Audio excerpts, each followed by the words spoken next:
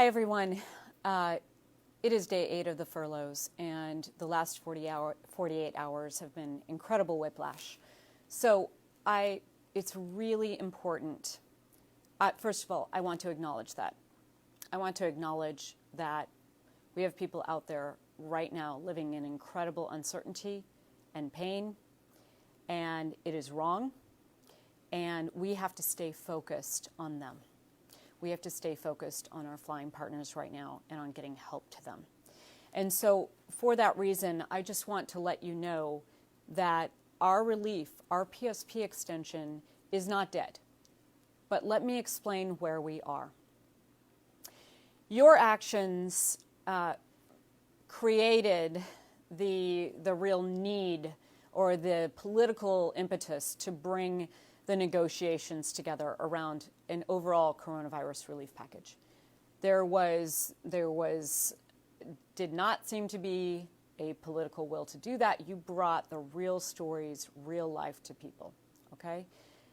We know that the package that we put in place in March is a workers' first package. So it's an incredible example of what should be done for every other sector. To support jobs, to keep critical infrastructure in place, and to get us through this crisis. So I want us to go back. We need to really stay focused here on what we're doing, because if we listen to the news, if we continue to live our lives by the latest tweets, we are going to be allowed to be pulled off in different directions. I also really need, I'm going to lay out the facts here, but I really need us to try to put our own political assessment aside, our desire to place blame, our desire to assign a problem to a particular party.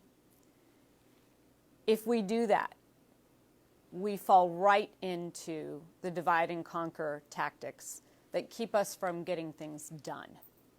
So there is tremendous unity around getting the PSP extension in place. The fact of the matter is that 2 days ago, the president tweeted that the overall coronavirus relief package talks were off. We actually expected that bill to be done this week with our PSP included. That was devastating because the whole country needs relief. We need relief. We are focused on our part, but we have been saying from the beginning that everyone needs relief.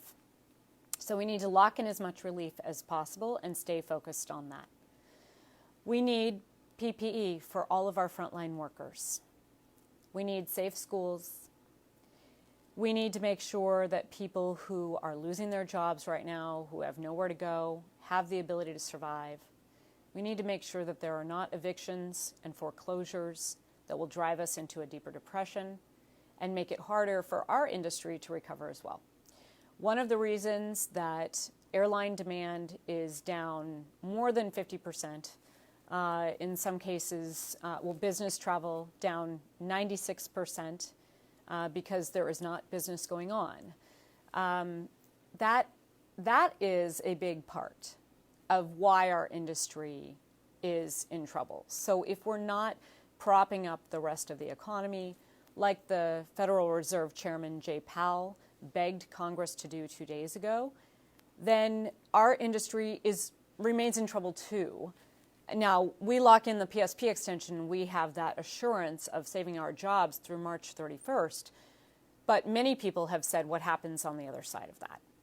And the truth is that if we don't get real relief to the country right now, that puts that April 1st date more in jeopardy. So while we are focused on getting our PSP extension done, and let me be very clear, the president changed his mind again this morning, it seems, and did make comments on Fox Business this morning saying that he believes that an overall coronavirus relief package is possible, and that it's very possible to get a deal. And after that, Speaker Pelosi had a press conference where she said that there will be no extension, that she wants to help airline workers. There will be no extension of a payroll support program without a larger relief bill. which we all need. But she did leave the door open on timing to a standalone bill in order, if we need to get ours locked in, with the assurance that this larger bill is in place. So we need to just continue to stay focused on demanding that Congress get the job done. I will tell you that, yes, we're being used as a bargaining chip here, but I need you to think about it in another way too. We're also being pitted against other workers, and that is union busting 101. So our hashtag relief now and demanding that this larger relief, we're in the middle of a crisis. This is relief, this is not stimulus. Stimulus is what happens when you get through the emergency and you're trying to restart the economy. That's not even where we are. We're talking about just maintaining the economy. There is widespread support for this relief across from fiscal conservatives to progressives, not just for our payroll support program extension, but also for a larger relief bill. So I just need you to understand that this is not done. We are continuing to work. We are, of course, everyone is tired, and I don't blame you. And I want to acknowledge that. I want to acknowledge all of the activists out there, the people who have been doing these Relief Now events. I want to acknowledge our government affairs activists who have been at this almost every day since late June. I want to acknowledge all of the flight attendants who are sick and tired of the whiplash and not knowing what they're going to do in their own lives. All of that is going on. We have all of the personal stories that have been told. These are real people, but because of you, because of your actions, you're putting a face on all of America. And we are not special. We're not special in terms of deserving relief as essential frontline workers.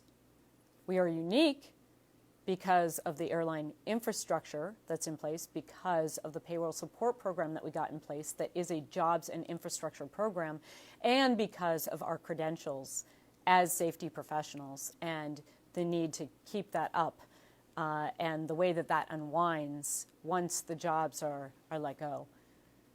We also know that there will be more furloughs, continued furloughs. There's no prohibition on that now if we don't lock this in. But the truth is that there are people who have been out of work who do not have a place to go to since March, who have run out of even being able to qualify for unemployment, not to mention getting enough unemployment to actually continue to pay their rent and live. So let's not be divided here. We are continuing to be focused on you. We are continuing to be focused on taking care of each other. And Speaker Pelosi left the door open to a standalone bill based on timing, put together with an overall coronavirus relief bill, which is what we can accomplish here. So we are going to continue to work this at every angle so that we are ready to go every which way that we can go. And do not give Congress the option to give up.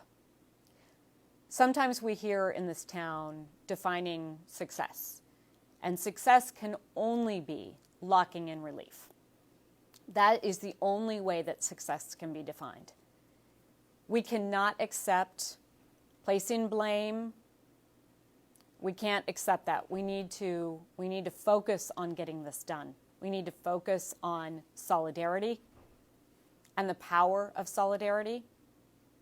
And I will tell you, too, that if this government doesn't work for us, then we need to focus on the fact that it is our labor that gives all the value to this country.